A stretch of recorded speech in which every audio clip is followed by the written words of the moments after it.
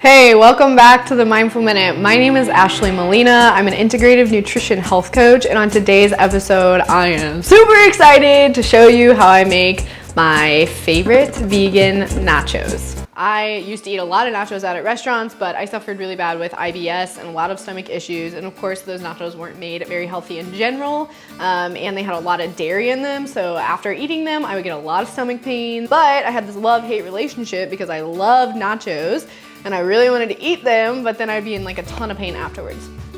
So flash forward to me eating whole foods and learning how to cook using all real food, I've been able to really perfect my nachos. And what I love about nachos is that they are super versatile. So whatever you have on hand, as long as you have some of the staple things, you can make these. And they are super tasty. They're really fun to make for other people as well. You can lay all the stuff out and have like a nacho bar, which is really, really fun.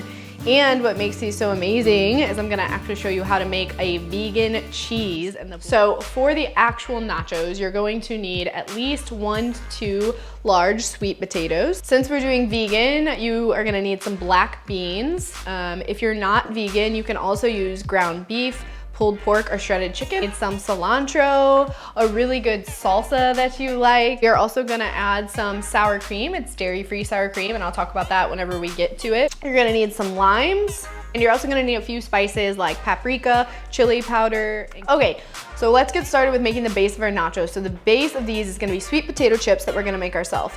If you skip this step, you can just use tortilla chips out of a bag you buy from the store. I do this a lot, but the sweet potato chips seriously elevate this recipe, so I recommend making them. If you do buy tortilla chips at the store, make sure that you're getting tortilla chips that are made with beans or corn and not white flour. So we wanna go ahead and preheat our oven to 300 degrees. We're keeping it at that low temp so that we can get crispy chips. And then we're gonna go ahead and peel this sweet potato, and we're gonna use a mandolin to slice the sweet potato. Mandolin is a really cool kitchen tool that you'll use pretty often, so I recommend going out and getting one. So I'm gonna go ahead and get the skin off of this sweet potato.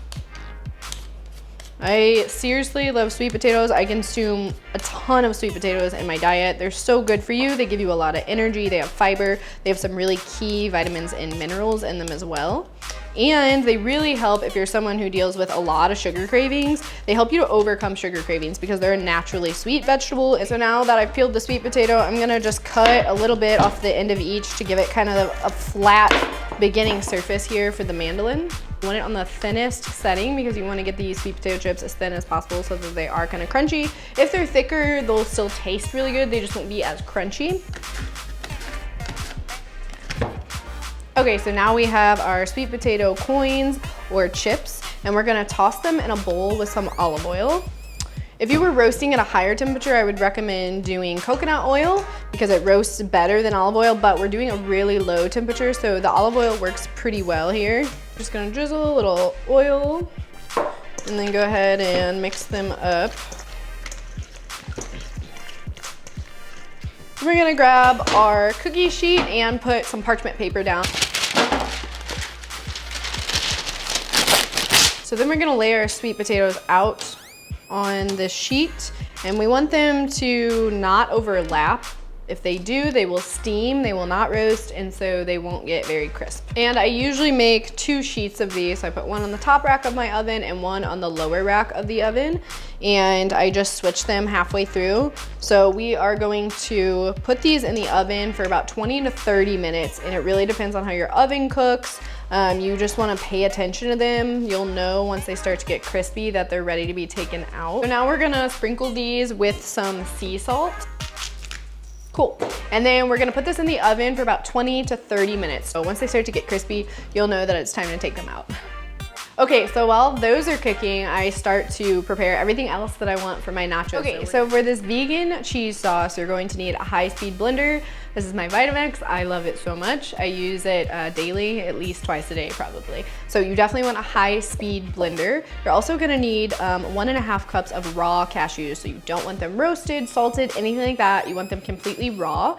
And I've been soaking these for a couple hours. So they need to be soaked so that when they go into the blender, they blend very easily. You can also do a quick soak where you boil water and then let them sit for about 30 to 45 minutes before you make your sauce. So you're gonna need need 1.5 cups of the raw cashews. You're gonna need 1 cup of almond milk. Depending on how thick your cheese is, sometimes you can add a little more if you like to thin it out. You're gonna need 1/2 teaspoon of onion powder, 1/2 teaspoon of the turmeric powder, 1/2 teaspoon of paprika, and then you need a full teaspoon of salt. You're also going to use 1/4 cup of nutritional yeast. So nutritional yeast is used a lot in cheese-based alternatives when you're dairy-free or if you're vegan. I absolutely love it because it's actually B12. So you're adding that B12 supplement into your diet, which is awesome. And it does have that cheesy, nutty kind of flavor. And you're also gonna need 1 jalapeno chopped. So first I'm gonna go ahead and strain this water out of my cashews. And then I am going to add the cashews to my blender. Next, I'm gonna add the spices in and the nutritional yeast. Then I'll layer in my jalapeno. Also, I've had some really scary experiences with jalapenos, so make sure you wash your hands really, really good after you're done touching jalapenos. And then we're gonna put in our garlic cloves. And finally, we're going to put in our almond milk. Okay, put our lid on.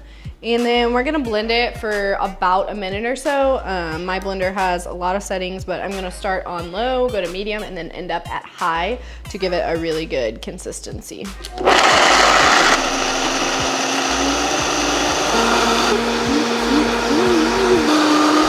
Okay, awesome. So that is our vegan cheese, and I'm actually just gonna leave it in the blender for now until we're ready to use it.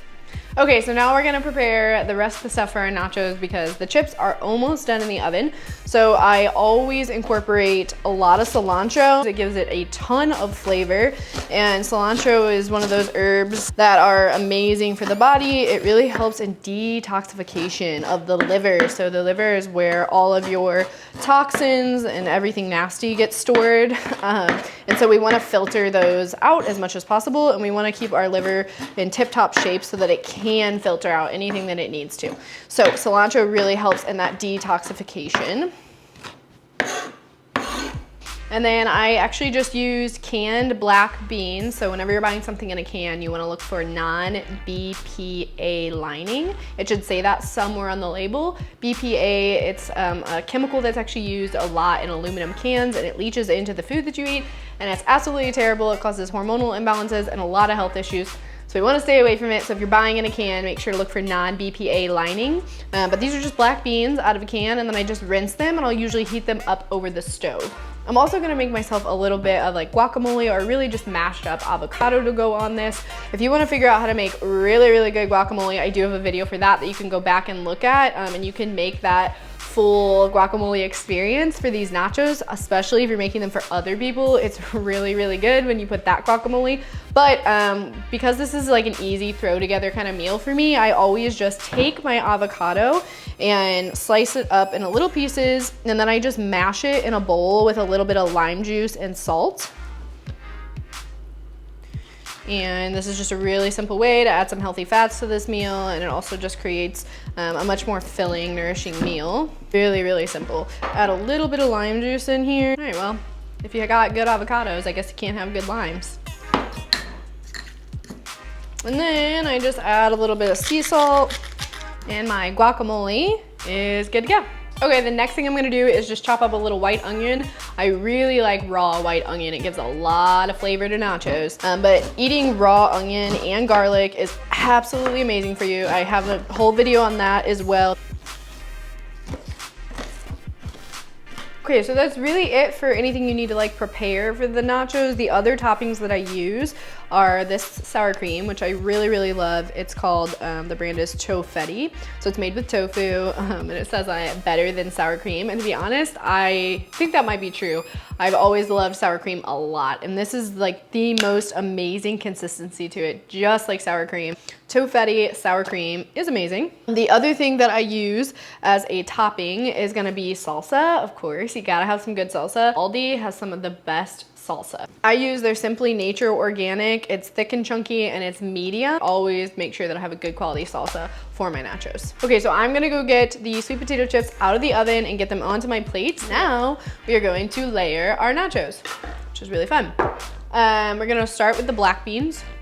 So we're gonna put those all over the top, like so.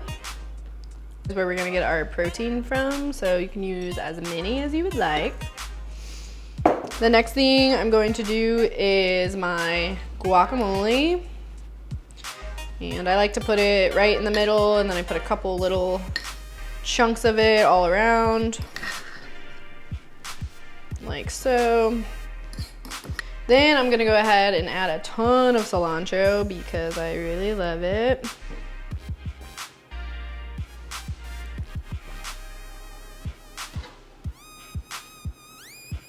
Thing I'm gonna add is my white onion. I'm gonna add some salsa on top. I use a good amount of salsa. Next thing I'm gonna do is take a few of these limes and squeeze the juice all over the top before I add the sour cream and the cheese. And then I'm actually gonna take some chili powder and put that on the top. Okay, and then I'm gonna take my vegan cheese sauce, which is really tasty. And I usually like to just use like a big spoon or a spatula or something to kind of do that drizzle effect. Oh yeah. And then I'm gonna add a big glob of my sour cream here at the end. And I usually put it on the side, like so. That, my friends, is how you make delicious vegan nachos. I hope that you'll try these out. I would love it if you would make them, take a picture, and tag me on Instagram at Mindful Manna or on Facebook at Mindful Manna. I promise you, you really will not be disappointed with this. They're seriously amazing. Oh my gosh. Make sure to tag me in any photos on Instagram or on Facebook at Mindful Manna. And please, please, please do not forget to subscribe to the YouTube channel. It's that red button right down here. I would be so appreciative. I really hope you enjoy your nachos.